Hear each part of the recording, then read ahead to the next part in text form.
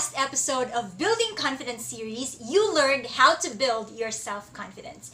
In today's episode, episode 3, you will learn how to build your confidence when speaking English.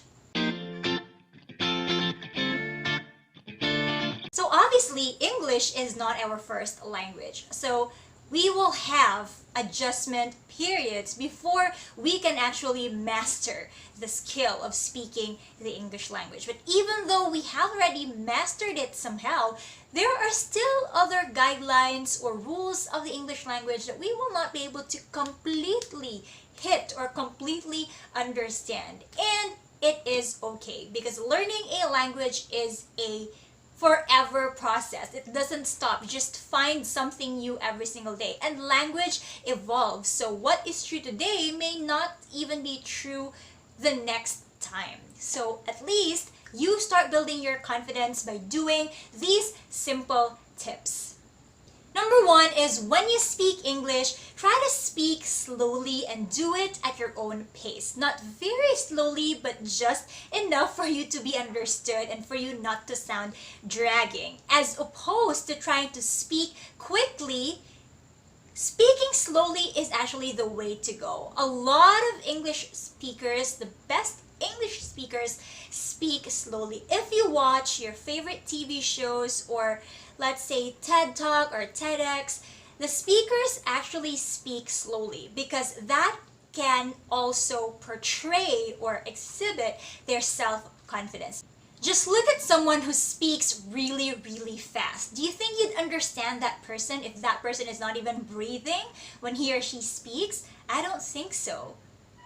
You need someone who will speak at the right pace so that that person can be completely understood when he or she is speaking. Same with you. Do not attempt to speak too fast for you to appear confident when speaking English, because really it will just appear otherwise. It will just show that you're not confident, and it will even be worse because you may just stop and hit a wall mid-sentence or in the middle of what you're talking about because you cannot catch your breath, or you're still catching your breath, or your mouth is really faster than your brain.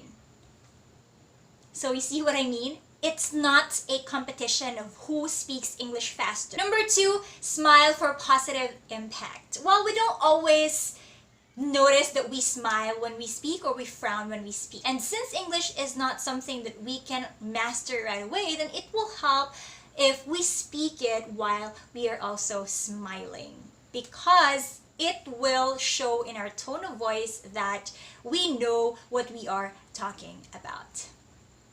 Number 3, breathe.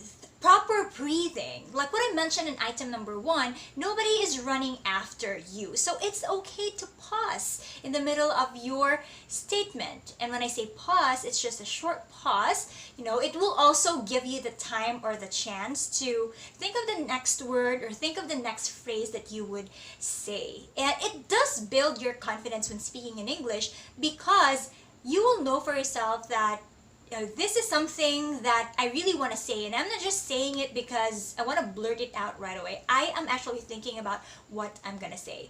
So there, take it easy and breathe. Number 4, know what you are aiming for. The English language is a very broad topic. It's a very broad entity. It can be speaking, writing, it can be anything about the English language. It can be grammar, pronunciation, pace while you are speaking. You know what you're aiming for. You will be able to visualize yourself speaking the language clearly and properly. So let's just say you are aiming for fluency, which is your ability to comprehend English and your ability to express yourself in English well, without a lot of going around in circles. So if that is what you're aiming for, then you have to practice that aspect of the English language now, and then move on to the next part that you're aiming for. If you're working on your grammar, then go ahead and work on that first, and then move on to the next thing that you are aiming for. Let's say pronunciation or your accent or things like that.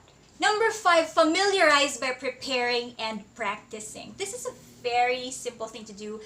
you know that in everything that you do, you will be more confident when you practice and when you prepare.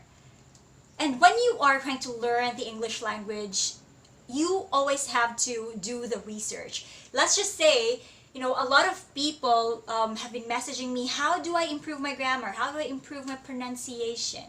Unless, of course, you enroll to a course, face-to-face or online course, and you will not be able to improve your grammar and pronunciation if you just sit there after watching this video. Of course, you have to take action.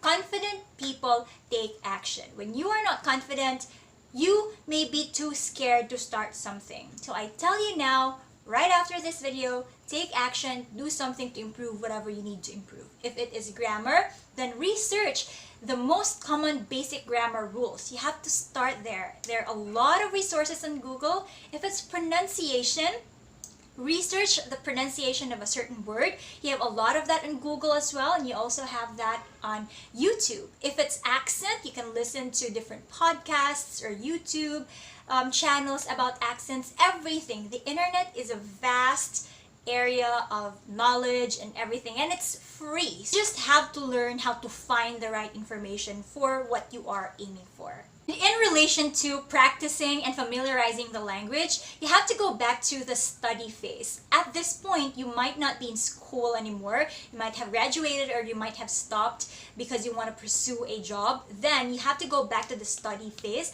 I know it can be quite exhausting or it can be quite tiring to study different lessons, but that's the only way to go. I mean, aside from reading books, reading out loud, and listening, you really have to have that attitude or that mindset that you are willing to learn. Because if you're not going to learn, then there's no way you'll be able to boost your self-confidence when it comes to speaking the English language. And to help you with that, maybe you want to cut down the time that you spend on social media. Because for sure, if you have a phone, if you're watching this video on YouTube, you will also have a lot of time at your disposal to scroll up and down on Facebook and on Instagram. So I suggest you schedule your practice, you schedule your study time. So let's just say 1 hour, okay, Facebook and Instagram. The next hour I watch YouTube videos. The next hour I will go to Google, I will search vocabulary, grammar, everything. Insert it in your schedule so that you won't forget it. Next is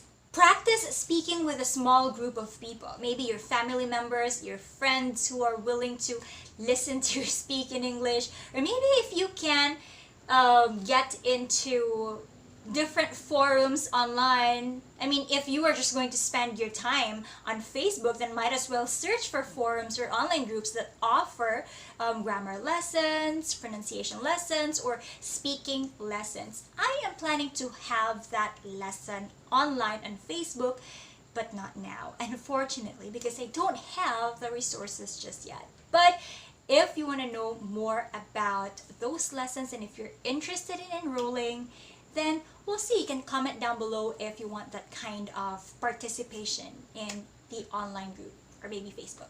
And of course, out of all the tips that I have mentioned and all the other tips that I've mentioned previously, take it easy and take smaller steps.